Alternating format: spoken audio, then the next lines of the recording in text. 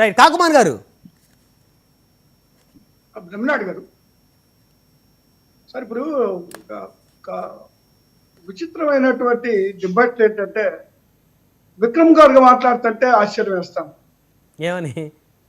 ఓ journalist లేదా విశ్లేషకులుగాను ఆయన బహుశా టీవీలో పాల్గొన్నట్టుగా అనుకుంటున్నాను నేను.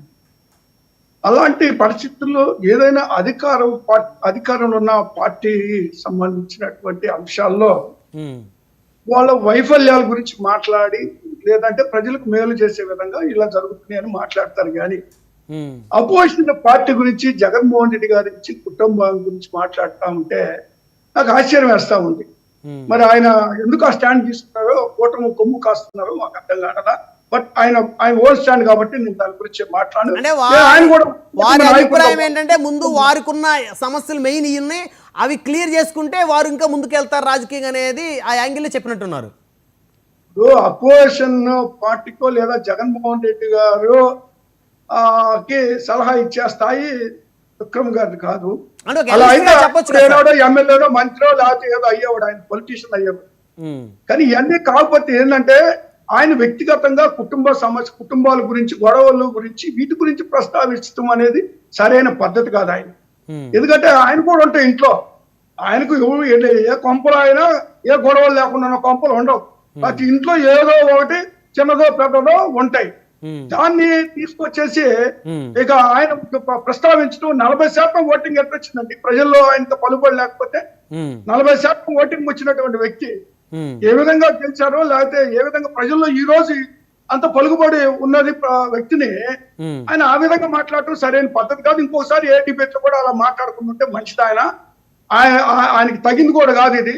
రాజకీయాల గురించి అంటారా చెప్పాలండి. జగన్మోహన్ గారు చెప్పారు కదా అసెంబ్లీకి రావాలి అన్నారు, మంచిదే అని ఒక సలహా ఇచ్చారు. అసెంబ్లీకి రావాలి, సరే అసెంబ్లీకి రావాలనే ఉంటుంది మాకు కూడా. కాకపోతే ఏంటి, ఇప్పుడు అక్కడ ఉన్నది అపోజిషన్ పార్టీ ఈ రాష్ట్రంలో ఒకే ఒక పార్టీ, మిగిలిన పార్టీలన్నీ కలిసి ఉన్నాయి కదా, ఒకే పార్టీ కదా, వైఎస్ఆర్ కాంగ్రెస్ పార్టీ కదా.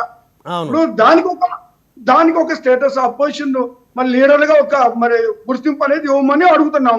దాన్ని కోర్టులో ఆల్రెడీ కోర్టు వేయడం జరిగింది, అది పెండింగ్ ఉంది కోర్టులో. అది నిర్ణయం రాలేదు. ఇవి ఎందుకంటే దాని మీద అయినా సరే జగన్మోహన్ గారు వెళ్ళిన తర్వాత ఒక ఎమ్మెల్యే సాధారణమైనటువంటి ఎమ్మెల్యేగా ఇచ్చేటువంటి సమయము, అవకాశాలు తక్కువ ఉంటాయి కాబట్టి అపోజిషన్ లీడర్ గా ప్రజా సమస్యల పట్ల పోరాటం చేయడానికి, మాట్లాడడానికి ఎక్కువ అవకాశాలు ఉంటాయి అనేటువంటి ఆలోచనతోటి మరి ఆ నిర్ణయం తీసుకోవడం జరిగింది. మరి ఏది ఏమైనా అక్కడ అసెంబ్లీలో చూస్తే మీరు చూశారు కదా, నిన్న మొన్న తర్వాత పండుపుత్తులు తిట్టినటువంటి మరి నాయకులు ఏనా పట్ల లాంటి వాళ్ళు లేక మరొకరు స్పీకర్లుగా వ్యవహరిస్తున్నటువంటి తీరు చూస్తా ఉంటే మరి ఆయన ఖచ్చితంగా అపోజిషన్ లీడర్ గా అవకాశం రావాలని చూస్తున్నారు. ఎనీవే ముందు రోజుల్లో ఒక నిర్ణయం తీసుకుంటారు. ప్రజా సమస్యల పట్ల పోరాటాలు చేయడానికి ప్రజల మధ్యలోకి ఉన్నాడు ఆయన. ఆయన ప్రజలకు అసెంబ్లీలోకి రానంత మాత్రాన జగన్మోహన్ రెడ్డి గారు ఏమి దూరంగా లేరే.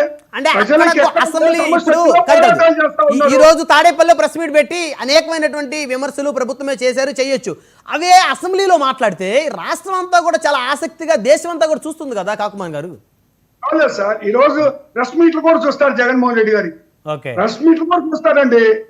అసెంబ్లీలోనే కాదు, ఒక అసెంబ్లీలోనే కాదు ఎక్కడైనా ప్రజలు చూస్తారు. మరి ఒక్కొక్కరిని ఎండగడతారు. ఆయన ఏమే పూర్తిగా దూరంగా ఉన్నారన్నా లేదా నేను శాశ్వతంగా రాను ఈ 5 సంవత్సరాలు నేను ప్రకటన చేయలేదు కదా. గతంలో చంద్రబాబు నాయుడు గారు ఎక్కడున్నారండి, అసెంబ్లీలో ఉన్నారా చెప్పండి, వెళ్ళిపోయారు కదా బయటికి. 2020 అపెక్స్ కౌన్సిల్